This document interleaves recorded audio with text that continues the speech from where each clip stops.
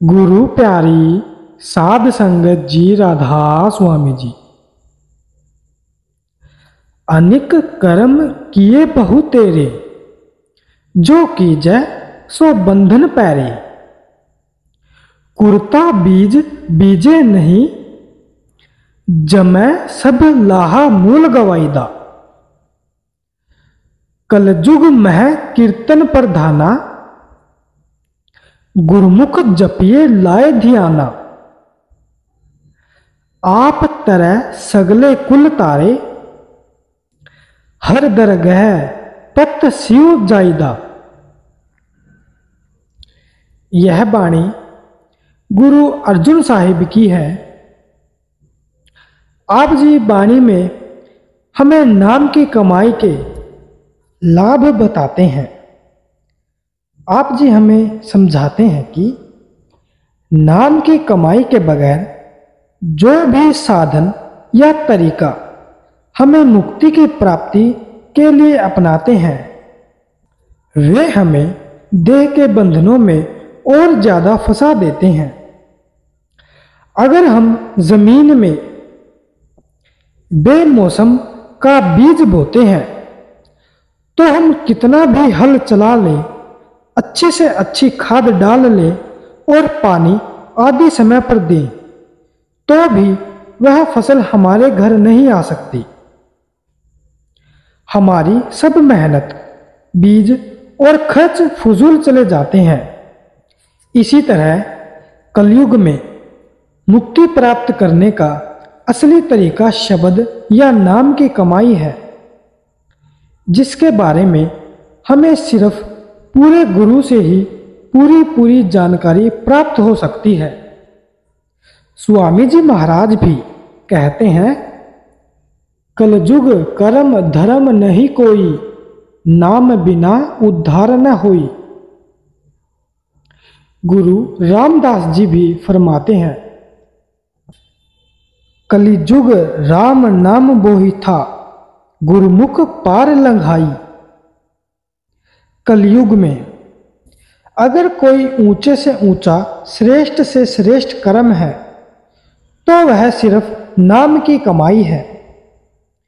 इस बात को गुरु अमरदास साहिब और भी अच्छी तरह समझाते हैं। इस युग का धर्म पढ़ो तुम भाई, पूरा गुर सब सोझी पाई। एथा अग्गै हर नाम सखाई। भाव, चार युग एक दूसरे के बाद चक्कर लगा रहे हैं। हर एक युग में हमारे जीवन के हालात बिल्कुल अलग अलग होते हैं। सतयुग में हमारी उम्र बहुत लंबी थी, हमारा स्वास्थ्य भी अच्छा था और हमारा ख्याल भी दुनिया में इतना फैला हुआ नहीं था। मामूली से यत्न से हमारा ख्याल मालिक की भक्ति की ओर लग जाता था।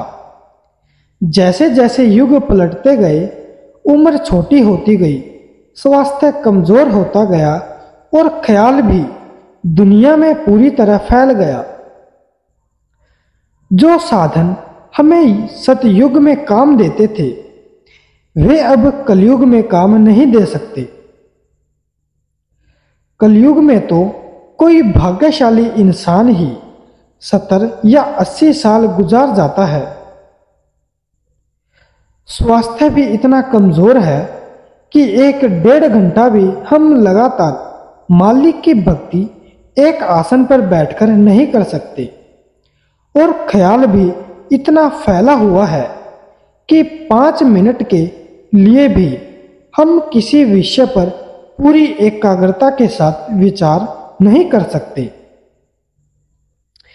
गुरु साहिब समझाते हैं कि अगर हम कलयुग में आकर जिंदगी के 4 दिन भी सुख और शांति से गुजारना चाहते हैं और वापस जाकर परमात्मा से भी मिलना चाहते हैं, तो सिर्फ नाम की कमाई का ही रास्ता है। कलयुग में आकर तो महात्माओं ने बड़ा खोलकर नाम का प्रचार किया। हमारा मन हमें उस शब्द या नाम की कमाई की ओर जाने ही नहीं देता, बल्कि हमें पूजा पाठ, कर्म कांड, जप तप, दान पुण्य आदि में ही लगाए रखता है। गुरु अमरदास जी फरमाते हैं, पूजा करे सब लोक सत हो, मनमुख थाय न पाई। शब्द मरै मन निर्मल संतो, एह पूजा थाय पाई। हम सब दुनिया के जीव अपनी अपनी बुद्धि के अनुसार उस परमात्मा की भक्ति करने की कोशिश जरूर करते हैं, क्योंकि आत्मा का झुकाव अपने असल या मूल की ओर होता है। इसी झुकाव के फलस्वरूप हम परमात्मा को ढूंढते हैं, लेकिन मन के पीछे लगकर मालिक की भक्ति करते हैं। यह भक्ति हमें कभी हमारे ठिकाने पर नहीं पहुंचाती। हमारा ठिकाना सचखंड है और मन की हद ब्रह्मा तक ही रह जाती है। शब्द या नाम की कमाई करने से हमारा मन निर्मल होता है और यह नाम की कमाई ही हमें अपने असली ठिकाने या असली घर सचखंड पहुंचाती है। हर एक भक्ति हमें परमात्मा से नहीं मिलाती, सिर्फ नाम की कमाई ही मालिक तक ले जाती है। स्वामी जी महाराज समझाते हैं, अब यह देह मिली कृपा से, करो भक्ति जो कर्म दहा। यह मनुष्य का चोला परमात्मा की अपार कृपा से प्राप्त हुआ है। इसमें बैठकर वह भक्ति करो जिससे कर्मों का सिलसिला खत्म हो जाए। वह भक्ति सिर्फ नाम या शब्द की कमाई है। गुरु अमरदास जी फरमाते हैं, पूजा करह पर विधि नहीं जाने, दूजे भाई मल लाई। हमें भक्ति करने के असली तरीके का पता नहीं चलता। गलत रास्ते पर चलकर और अधिक मैल और पापों को इकट्ठा कर लेते हैं। बाइबल में यही हजरत ईसा ने कहा है, तू पूजा करता है पर नहीं जानता कि क्या कर रहा है। सोचिए, जिसे हम जानते ही नहीं उसका भजन और प्यार फलदायक किस तरह हो सकता है। स्वामी जी महाराज भी इसी प्रकार समझाते हैं। स्वामी जी महाराज भी इसी प्रकार समझाते हैं, फोकट धर्म पकड़ कर सूझे, बूझे न शब्द जुगत पारा। पानी मथे हाथ कुछ नाही, खीर मंथन आलस भारा। जीव अभाग कहूँ मैं क्या क्या, बाहर भर में भू भारा।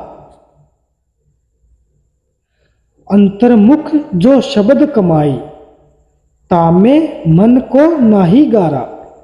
वाणी में आप जी का भाव है कि जो मालिक की भक्ति का असली तरीका है, यानी शब्द की कमाई, उसे तो हम पकड़ने की कोशिश नहीं करते।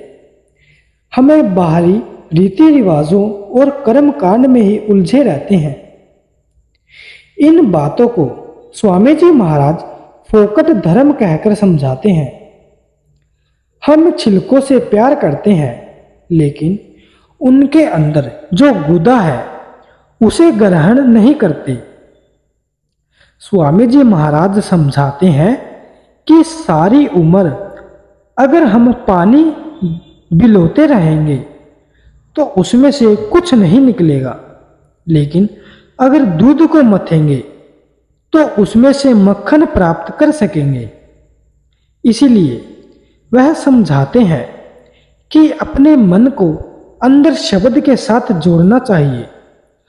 उससे जुड़कर ही यह निर्मल और पवित्र हो सकता है।